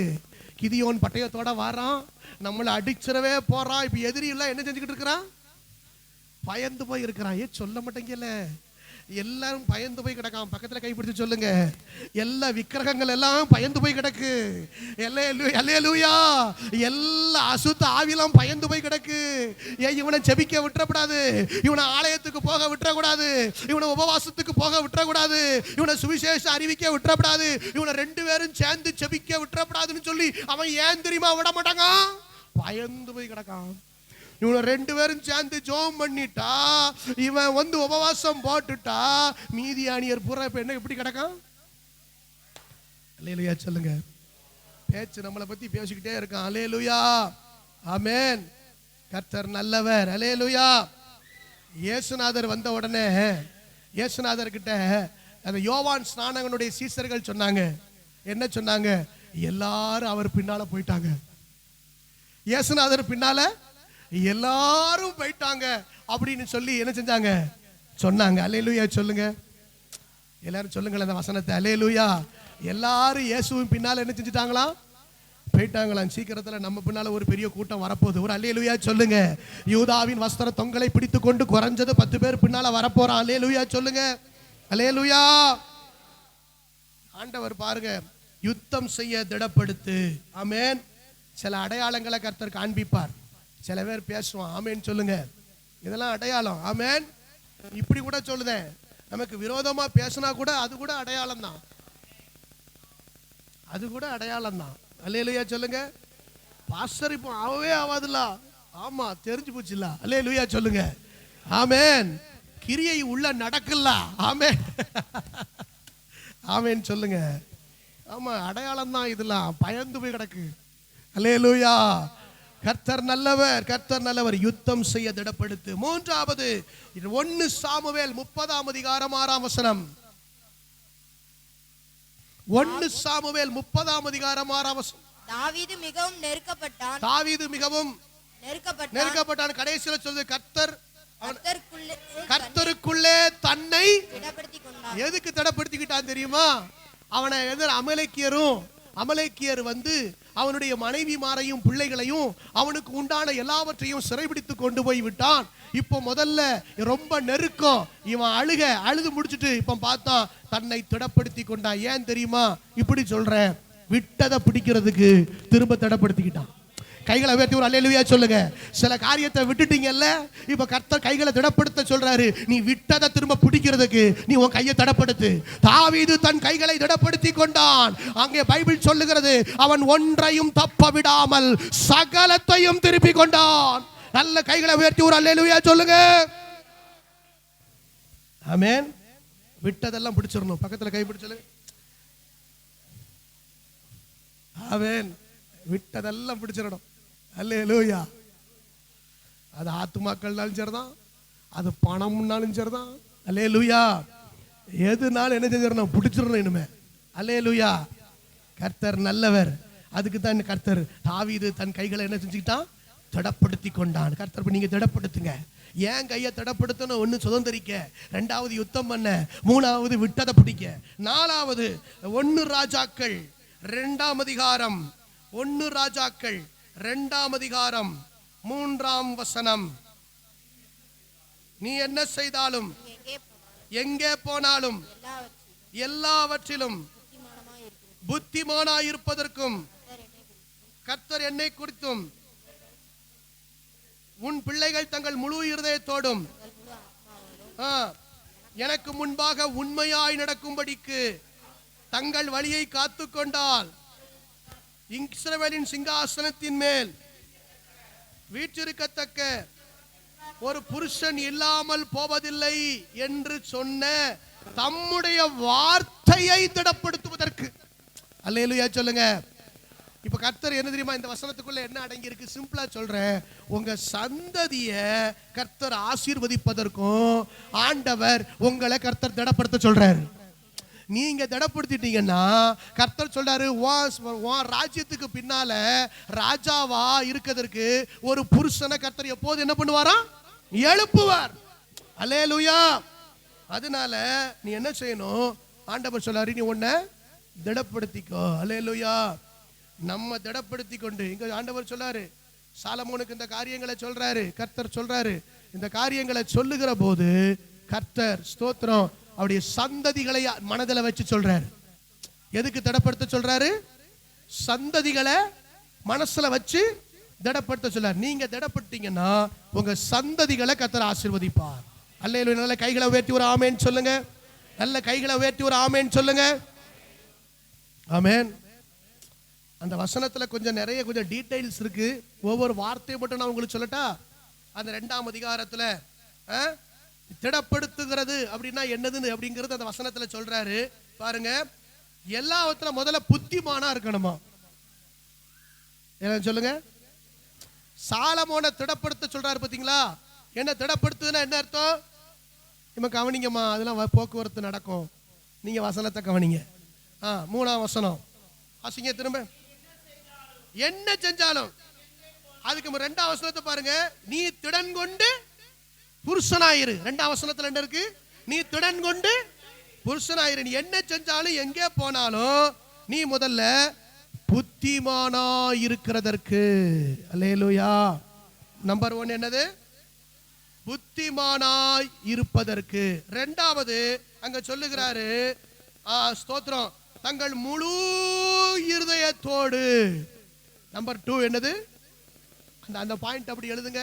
முதல்ல புத்திமானா இருக்கணும், 2வது முழு இருதயத்தோடு இருக்கணும். அல்லேலூயா சொல்லுங்க. முழு இருதயத்தோடு. 3வது உண்மையாய் நடப்பதற்கு. சரியா? உண்மையாய் நடப்பதற்கு. 4வது வழியை காத்துக்கொள் அப்படின்னு சொல்றார். அல்லேலூயா. 5வது தம்முடைய வார்த்தையை நிறைவேற்றுவதற்கு நீ ஒன்ன திடப்படுத்து. அல்லேலூயா சொல்லுங்க. திடப்படுத்துறதுன்னா என்ன விஷயம்? இந்த 5 விஷயத்தை சொல்றார். அல்லேலூயா. ஆமென். என்னெல்லாம் சொல்லுங்க? எங்க போனாலும் வந்தாலும் எப்படி நடக்கணும்? புத்திமானா நடக்கணும்னா எப்படி நடக்கணும்? புத்திமானா நடக்கணும்னா எப்படி நடக்கணும்? தேவ ஞானத்தினால நடக்கணும்னா எப்படி நடக்கணும்? புத்திமானா நடக்கணும்னு சொல்றாங்கல்ல, நீங்க எல்லாரும் புத்திமானா நடக்கலாம் சொல்லுங்க. அல்லேலூயா சொல்லுங்க. சரி, எப்ப புத்திமானா நடப்பாங்க அப்படின்னா யோசுவா 1ஆம் அதிகாரம் 7ஆம் வசனமா 8ஆம் வசனம். இந்த நியாயப்பிரமாண புஸ்தகம் அப்படின்னா முதல்ல உன் வாயை விட்டு பிரியக்கூடாது. பைபிள் வசனங்கள் உன் வாயை விட்டு பிரியக்கூடாது. 2வது, இதுல எழுதியிருக்கிறபடியெல்லாம் நீ செய்ய. 2வது, நீ எழுதியிருக்கிறபடியெல்லாம் என்ன செய்யணும்? செய்யறதுக்கு கவனமா இருக்கணும். இரவும் பகலும் எதை தியானிச்சுக்கிட்டே இருக்கணும்? வசனத்தை தியானிச்சுக்கிட்டே இருக்கணும். அப்பொழுது நீ உன் வழியை வாய்க்க பண்ணுவாய், அப்பொழுது புத்திமானாவும். அப்ப முதலாவது புத்திமானா நடக்கணும்னா என்ன அர்த்தம்? கர்த்தருடைய வசனத்தை எப்போதும் கை கொண்டு நடக்கணும். வசனத்தின்படி யார் நடக்காங்களோ அவங்க தான் புத்திமான். அப்பொழுது நீ புத்திமானாய் நடந்து கொள்ளுவாய். இங்க அழகா சொல்றாரு, உன் சந்ததியை கர்த்தர் ஆசீர்வதிக்கணும் அப்படின்னா நீ முதல்ல புத்திமானா நடந்துக்கோ. ரெண்டாவது சொல்றாரு, நீ முழு இருதயத்தோடு என்ன செய்யணும், கர்த்தரை தேடு. மூன்றாவது சொல்றாரு, நீ ரொம்ப உண்மையா நடந்துக்கோ, உண்மையா நடந்துக்கோ. நாலாவது உன் வழியை காத்துக்கோ. அப்படின்னா என்ன அர்த்தம்? நீ போற பாதையில உன்னை டைவர்ட் பண்றதுக்கு நிறைய சூழ்நிலை வரும். வழியை காத்துக்கோன்னா என்ன அர்த்தம்? நீங்க இப்ப கரெக்டா ஏலிம் சபைக்கு வந்து பரலோகத்தின் பாதையில போயிட்டு இருக்கீங்க. போயிட்டு இருக்க நேரத்திலேயே உங்களை டைவர்ட் பண்றதுக்கு வேற ரூட் என்ன செய்யும், கிராஸ் பண்ணும். புரியுதா உங்களுக்கு? ஒரு அல்லேலூயா சொல்ல மாட்டேலா? வேற கிராஸ் பண்ணும். அல்லேலூயா. உங்களை டைவர்ட் பண்ணி வேற பக்கம், ஒரு பணத்து பக்கம் அப்படியே எடுத்துட்டு போவோம், அப்படியே பேர் பக்கம் அப்படியே எடுத்துட்டு போவோம், அப்படியே வேற பக்கம் பாருங்க நல்லா இருக்கு, அதெல்லாம் நல்லா இருக்கு, நமக்கு அப்படி இருக்கு இப்படி இருக்கு அப்படின்னு சொல்லி உங்களை டைவர்ட் பண்ண பார்க்கும். அதனால இங்க ஆண்டவர் என்ன சொல்றாரு, ஸ்தோத்திரம், அந்த வழியை நீ என்ன செஞ்சுக்கணும், காத்துக்கொள்ளும்பா. அல்லேலூயா சொல்லுங்க. ஆமே, உன் வழியை காத்துக்கொள்ளணும். அதுக்கப்புறம் ஆண்டவர் சொல்றாரு, வார்த்தையை நீ காத்துக்கொள்ளணும். இதெல்லாம் திடப்படுத்தணும். அல்லேலூயா சொல்லுங்க.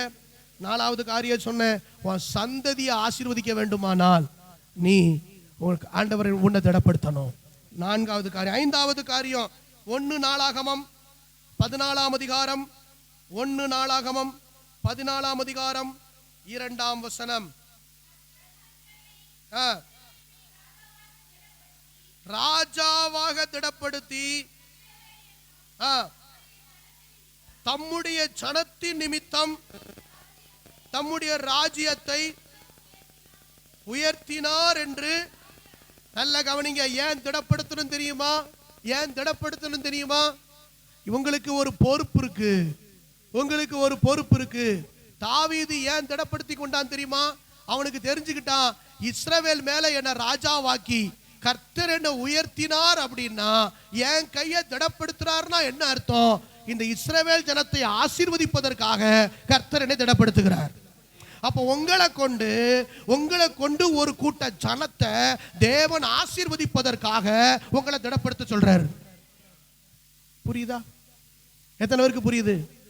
நீங்க திடப்படுத்திட்டா உங்க மூலமா உங்க சந்ததியை மட்டுமல்ல, ஒரு கூட்ட ஜனம், இஸ்ரவேல் ஜனத்தையே தேவன் ஆசீர்வதிக்க விரும்புறார்.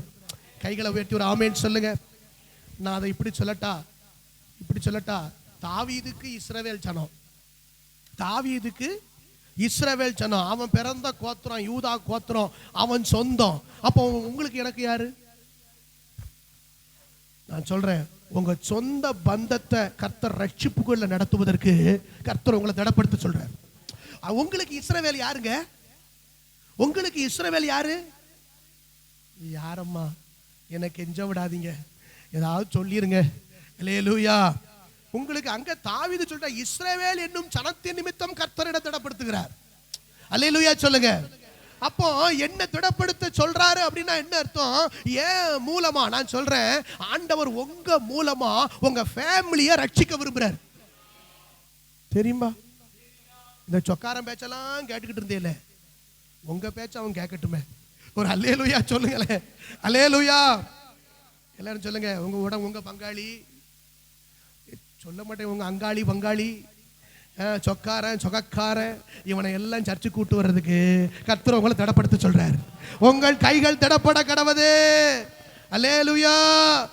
ஆமென். ஆமா, எங்க ஊர்ல எத்தனை 9 தானே? 9 குடும்பம். எத்தனை குடும்பம்? 9 குடும்பத்துக்கும் ஒரு பேர் வச்சிருக்கான். ஆமா, 7 விடுங்க, 5 விடுங்க. ஆமா, என்னென்னலாமோ சொல்லுதான். அல்லேலூயா. இதுதான் நமக்கு இஸ்ரவேல். ஒரு அல்லேலூயா சொல்லுங்க. நான் இப்படி சொல்லட்டா, உங்க வரிக்காரன் இருக்கான் பாருங்க, உங்க வரிக்காரன் நீங்க வரி கொடுப்பேல மாட்டேலா? இரும்பு கொடுத்தீங்கன்னா பிச்சு விடுவோம், பிச்சு. அல்லேலூயா. வரி எல்லாம் கொடுக்கப்படாது. இதுக்கு முன்னால கொடுத்ததை சொன்னேன். அல்லேலூயா. ரட்சிக்கப்படுறதுக்கு முன்னால வரி கொடுத்தே பாருங்க, அவனை பூரா ரட்சிப்பதற்கு கர்த்தர் உங்களை திடப்படுத்த விரும்புறாரு. கைகளை உயர்த்தி ஒரு அல்லேலூயா சொல்லுங்க.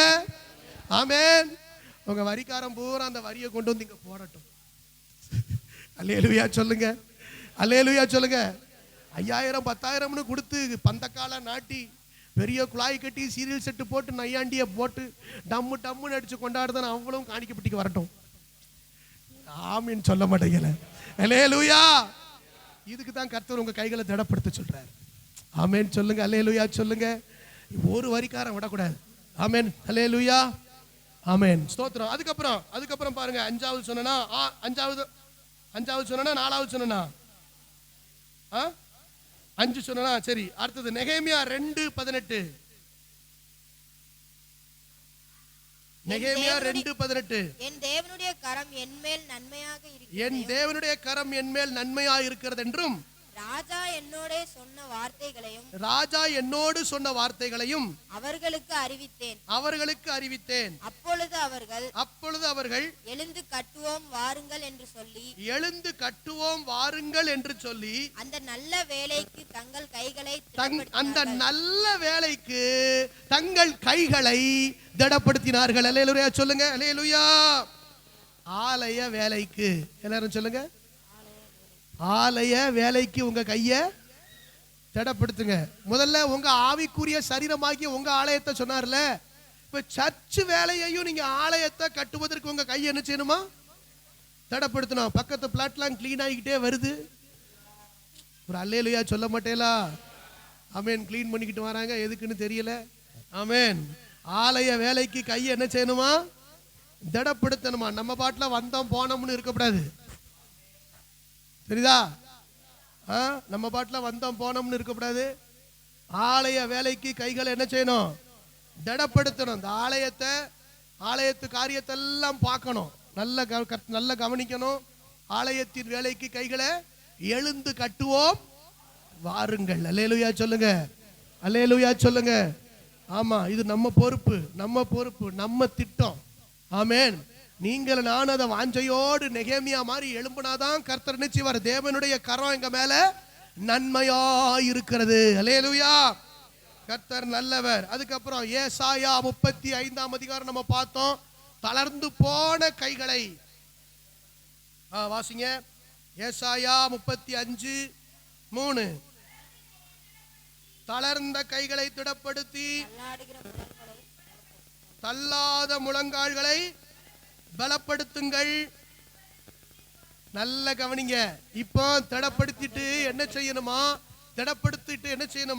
மனம் பதறுகிறவர்களை பார்த்து நீங்கள் பயப்படாதிருங்கள், திடன் கொள்ளுங்கள். இதோ உங்கள் தேவன் நீதியை சரிக்கட்டவும் உங்கள் தேவன் பதிலளிக்கவும் வருவார். அவர் வந்து உங்களை ரட்சிப்பார் என்று. ஆமென். இரண்டாவது எதுக்கு தடப்படணும்? பக்கத்துல கைப்பிடி சொல்லுங்க. சொல்லுவதற்கு. சொல்லுங்கள். வீட்டுல போய் என்ன சொல்லுவியப்போ? கோழி அந்த கடையில வாங்காத, சிக்கன் அந்த கடையில வாங்காத, மட்டன் அந்த கடையில வாங்காத, இந்த கடையில பாரு விலையும் சௌரியமும் எடையும் நல்லா போட்டு நல்ல பீஸ் வெட்டி தருவான் அப்படின்னு போய் இதை சொல்றதுக்கா என்ன சொல்லணும்னு அந்த வசனத்துல சொல்லிட்டார். திரும்ப வாசிங்க. மனம் பதறுகிறவர்களை பார்த்து. எல்லாரும் இந்த உலகத்துல இப்ப எப்படி இருக்கான்? பதறி போய் இருக்கிறான். அல்லேலூயா. மனம் பதறுகிறவர்களை பார்த்து நீங்கள் பயப்படாதிருங்கள், திடன் கொள்ளுங்கள். இதோ உங்கள் தேவன் நீதியை சரிக்கட்டவும் உங்கள் தேவன் பதிலளிக்கும் வருவார். அவர் வந்து உங்களை ரட்சிப்பார் என்று சொல்லுங்கள். அல்லேலூயா. ஆமென். சொன்னா என்ன நடக்குமா? அடுத்த வசனம். அப்பொழுது குருடரின் கண்கள் திறக்கப்பட்டு. சொல்லி பாருங்க. இனிமே நீங்க சொல்ல அற்புதம் நடக்கும். இந்த வசனம் சொல்லுது பாருங்க. குருடரின் கண்கள் திறக்கப்பட்டு செவிடரின் செவிகள் திறவுண்டு போ. அப்பொழுது முடவன் மானை போல குதிப்பான், ஊமையன் நாவும் கம்பீரிக்கும். வனாந்திரத்துல தண்ணீர்களும் கடுவெளியிலே ஆறுகளும் பாய்ந்து ஓடும். வெட்டாந்தர தண்ணீர் தடாகமும் வறண்ட நில நீரூற்றுகளுமாய் வலு சர்ப்பங்கள் தாவரித்து கிடந்த இடங்களிலே புல்லும் கொறுக்கையும் நாடலும். கைகளை உயர்த்தி ஒரு அல்லேலூயா சொல்லுங்க. இத போய் சொல்லுங்க. கடைசி காலத்துல கிருபை பெருகுது. அல்லேலூயா சொல்லுங்க. இனிமே நீங்க சொல்ல அற்புதம் நடக்க போகுது. அல்லேலூயா சொல்லுங்க. ஆமென். இனிமே சொல்றதுக்கு தான். ஆமென். நீங்களோ உங்களை அந்தகாரத்தில் இருந்து ஆச்சரியமான ஒளிக்கு வரவழைத்தவருடைய புண்ணியங்களை அறிவிக்கும்படிக்கு தெரிந்து கொள்ளப்பட்ட சந்ததியாகவும் ராஜரீக ஆசாரிய கூட்டமாகவும் அவருக்கு சொந்த ஜனமாகவும் இருக்கிறீர்கள், பரிசுத்த ஜாதியாகவும் இருக்கிறீர்கள் சொல்லுவதற்கு. எதுக்கு? அது 1 பேதுரு 2:9 இருக்கு. கர்த்தர் நல்ல. போதும் சிஸ்டர் சொல்லியாச்சு. 1 பேதுரு 2:9. அல்லேலூயா. அப்ப சொல்லணும். கைகளை எதுக்கு தடப்படுத்தணும்? ஏமா சொல்லுவேலா மாட்டேலா? இன்னைக்கு ஞாயிற்றுக்கிழமை போய் ஒரு 2 பேருக்காவது ஒரு சுவிசேஷத்தை அறிவிப்பேலா மாட்டேலா? அல்லேலூயா. வீட்டுக்கு போன உடனே இங்க இருந்தே பாஸ்டர் நல்லா டயர்ட் ஆக்கி தான் அனுப்புதாரு. அங்க போய் டயர்டா சீக்கிரம் குழம்பு வச்சு அப்படியே சாப்பிட்டு முடிக்கிறதுக்கு முன்னாலேயே கொட்டாவி வருது. அந்தால சாப்பிட்டு முடிச்சுட்டு நல்லா டர்ரு புர்ருன்னு தூங்கிட்டு அதுக்கப்புறம் சாயங்காலம் எந்திரிச்சு டைம் பாஸுக்கு ஏதாவது மேட்ச் பார்த்துட்டு அல்லது ஏதாவது எப்படியும் கபடி கிரிக்கெட் ஏதாவது ஒன்று போடுவோம். அதை போட்டு அப்படியே டைம் பாஸ் பண்ணிட்டு நல்லா ரெஸ்ட் எடுத்துட்டு ஃப்ரெண்ட்ஸ்கிட்ட கொஞ்சம் நேரம் ஃபோன் பேசிட்டு நேரத்தை போகக்கூடாது. இதென்ன நடந்துகிட்டு இருக்கு நம்ம வாழ்க்கையில? இதெல்லாம் நடந்துகிட்டு இருக்கு. இதை தவிர வேற ஏதாவது விசேஷமா நடக்கா? அப்படி இல்லைன்னா கல்யாண வீட்டுக்கு போயிருந்தோம். நம்ம எங்கேயாவது உங்களை பார்த்த கல்யாண வீட்டுல பந்தியில வச்சு எழுப்பிடுவோம் பார்த்துக்கிடுங்க. அல்லேலூயா சொல்லுங்க. அல்லேலூயா. இனிமே போய் சொல்ல வேண்டிய வேலை சொல்லுவதற்கு தடப்படுத்து. சொல்லுவதற்கு உன் கைகளை தடப்படுத்து. அல்லேலூயா. என்னடா எதுவும் பிளான் வச்சிருக்கியா? இல்லல்ல, சொல்லுவதற்கு தடப்படுத்து. எங்கேயாவது போய் சாப்பிடுறதுக்கு தடப்படுத்திடாத. அல்லேலூயா. கர்த்தர் நல்லவர். அதுக்கப்புறம் பாருங்க அப்போஸ்தலர், கடைசியா இதை சொல்லி முடிக்கிறேன். அப்போஸ்தலர் 14ஆம் அதிகாரம் 22ஆம் வசனம். அப்போஸ்தலர் 14. அவர்களுக்கு விரோதமாய் எழும்பினார்கள். 14:22. சீசருடைய மனதை திடப்படுத்தி விசுவாசத்திலே நிலைத்திருக்கும்படி அவர்களுக்கு புத்தி சொல்லி நாம் அநேக உபத்திரவங்களின் வழியாய் தேவனுடைய ராஜ்யத்திலே பிரவேசிக்க வேண்டும் என்று சொன்னார்கள். எதுக்கு திடப்படுத்தினாங்க? விசுவாசத்துல நிலைச்சிருக்கணும். அல்லேலூயா சொல்லுங்க. அல்லேலூயா சொல்லுங்க. சத்தமா சொல்லுங்க. அல்லேலூயா சொல்லுங்க. பாருங்க, திடப்படுத்தி சொல்றாரு. என்ன நடந்துச்சு அங்க பாருங்க. அவனை கடுமையா பிடிச்சு எல்லாரும் அடிச்சு போட்டாங்க. யார? அப்போஸ்தலனாகிய பவுலை அங்கே அடித்து அவர்கள் பாருங்க 19ஆம் வசனம் வாசிங்க. அந்தியோகியாவிலும் இக்கோனியாவிலும் இருந்து சில யூதர்கள் வந்து ஜனங்களுக்கு நல்ல செய்யுங்க. கிறிஸ்தவர்களுக்குள்ள சில பேர் வேற விதமா போதிக்கிற ஒரு கூட்டம் வரும். ஹலோ, கவனிக்கிறீங்களா? இவர் பாஸ்டர் இப்படித்தான் சொல்லிக்கிட்டு இருப்பாரு. இவர் பிரசங்கத்தெல்லாம் இவர் போதனைகளை கேட்டீங்கன்னா இப்படி சொல்லலாம் பைபிள்ல சொல்லல அப்படின்னு சொல்லி பைபிள்ல நான் அடுத்த வாரத்துல உங்களுக்கு வேறொரு சுவிசேஷம் அப்படின்னு ஒண்ணு இருக்கு. அது என்னன்னு நான் உங்களுக்கு சொல்லித்தரேன். சரியா? கைகளை வெட்டி ஒரு அல்லேலூயா சொல்லுங்க. சரியான சுவிசேஷம் என்ன? கடைசி நாட்களிலே பவுல் சொல்லுகிறார், இந்த சுவிசேஷத்தை அல்லாமல் வேறொரு சுவிசேஷத்தை யாராயிலும் உங்களுக்கு கொண்டு வந்தால், அப்ப வேறொரு சுவிசேஷத்தை ஜனங்களுக்கு வேறு விதமான போதனை செய்கிற, ஆமா, நீங்க நல்ல ஆண்டவர்கிட்ட கேளுங்க. எதை கேளுங்க? எதை கேளுங்க? பணத்தை கேளுங்க. உபவாசம் போட்டு என்னத்தை கேளுங்க? நகையை கேளுங்க. நகையை கேளுங்க பிரதர். நாங்களாம் கலட்ட சொல்லிக்கிட்டு இருக்கோம். நகையை கேளுங்கன்னு சொல்ற ஒரு கூட்டம். காரை கேளுங்க பிரதர். நல்ல வெள்ளை காரா கேளுங்க. வெள்ளை காக்காவை பார்த்து கேளுங்க. சரியா? கேளுங்க. எதை கேளுங்க? இந்த உலகத்துக்குரியதுல இந்த காணப்பட இந்த இருக்கு பாத்தீங்களா, இந்த உலகத்துல காண்கிற இந்த பூமியை கேளுங்க, அதை கேளுங்க, இதை கேளுங்க இப்படின்னு ஒரு கூட்டம் போதனை செய்யும். ஏமா கேட்கல? ஒரு அல்லேலூயா சொல்லுங்க. அல்லேலூயா. இது ஜனங்கள் போதனை. பவுல் என்ன போதனை பண்றாரு? கிறிஸ்தவ வாழ்க்கை ஆவிக்குரிய வாழ்க்கையில போராட்டம் உண்டு, ஆவிக்குரிய வாழ்க்கையில உபத்திரவம் உண்டு. ஆனாலும் நீ விசுவாசத்துல நிலைச்சிருக்கணும். இந்த விசுவாச ஓட்டத்துல ஓடுனாதான் அநேக உபத்திரவங்களின் வழியாகத்தான் நீ பரலோக ராஜ்யத்துக்கு போக முடியும். நீ பரலோக ராஜ்யத்துக்கு போவதுக்கு உண்டான வழியை பவுல் சொல்றாரு.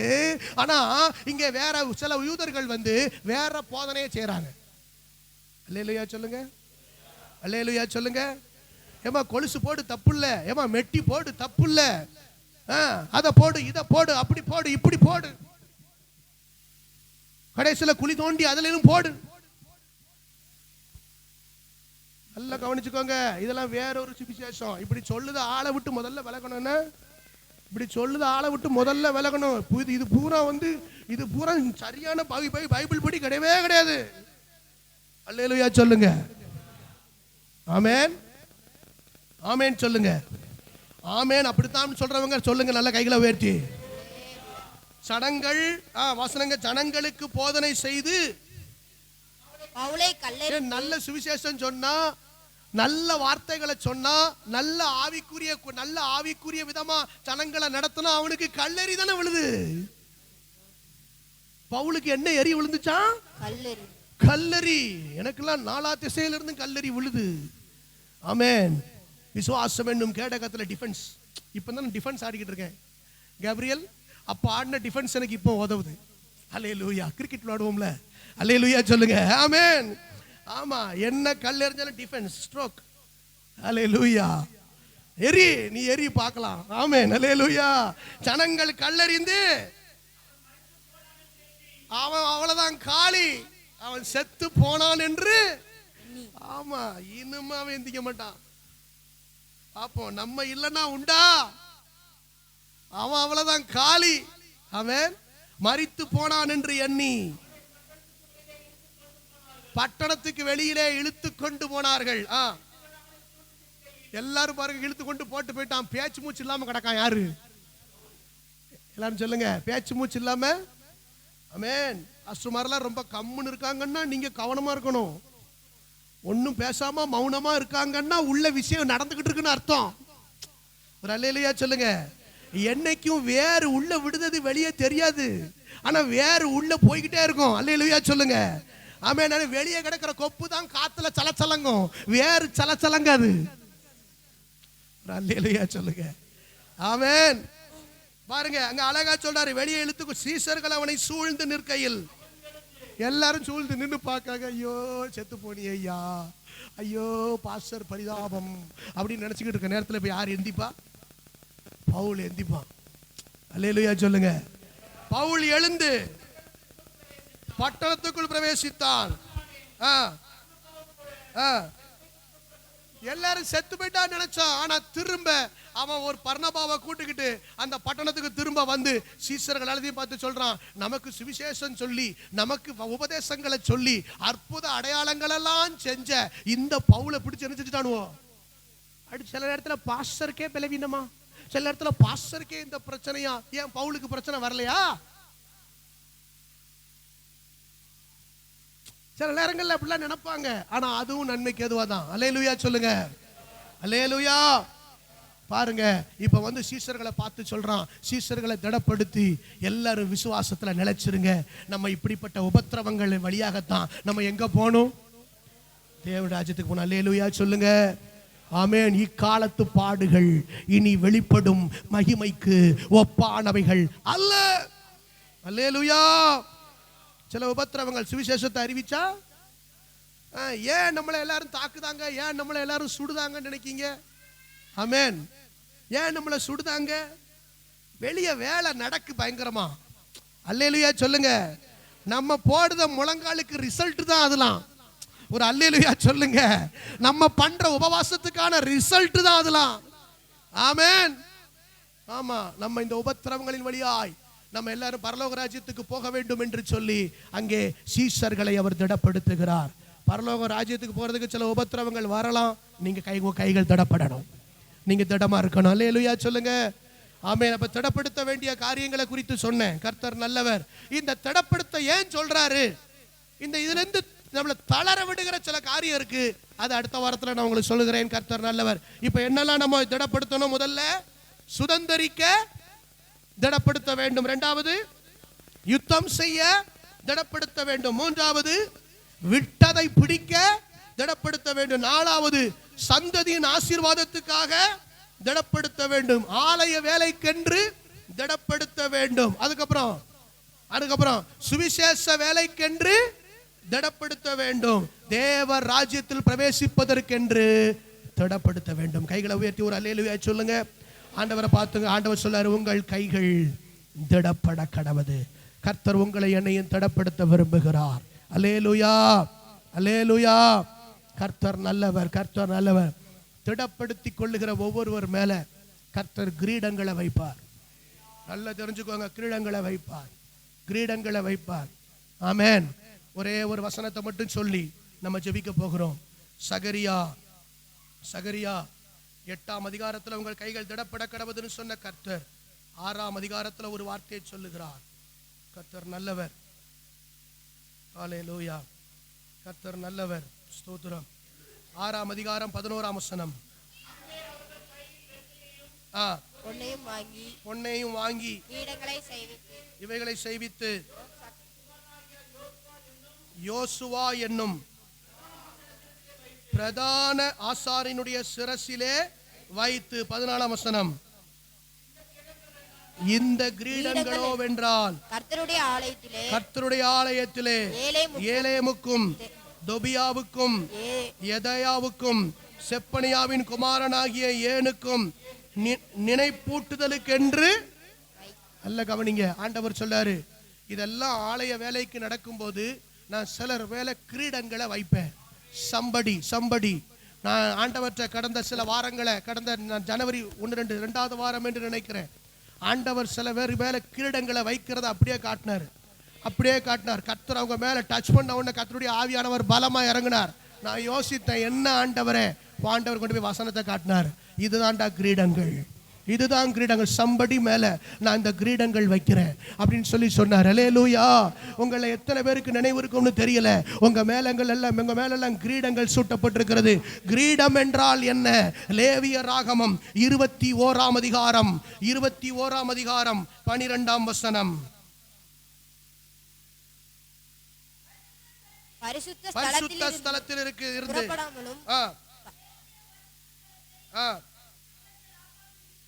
இருப்பானாக. அவனுடைய தேவனின் அபிஷேக தைலம் என்னும் கிரீடம் அவன் மேல். அப்ப கிரீடம் என்றால் என்ன? அபிஷேக தைலம். கர்த்தர் ஒரு கிரீடத்தை சில பேர் மேல வைக்கிறாருன்னு சொன்னா ஒரு புதிய அபிஷேக தைலத்தை தேவன் வைக்கிறார். எதற்கு இந்த அபிஷேக தைலம்? கர்த்தருடைய ஆலயத்தை கட்டுவதற்கு, கர்த்தருடைய ராஜ்யத்தை கட்டுவதற்கு, தேவ சித்தத்தை செய்வதற்கு கர்த்தர் சிலர் மேல கிரீடங்களை வைக்க விரும்புகிறார். அல்லேலூயா. ஆண்டவர் சொல்லுகிறார், நீ தளர்ந்து போன கைகளை நீ திடப்படுத்துவாயானால் உன்னை திடப்படுத்துவதற்கு தேவன் தம்முடைய அபிஷேகத்தை உனக்கு தந்து உன்னை பலப்படுத்துவார். அல்லேலூயா. எல்லாரும் முழங்கால் படியிடுவோம்.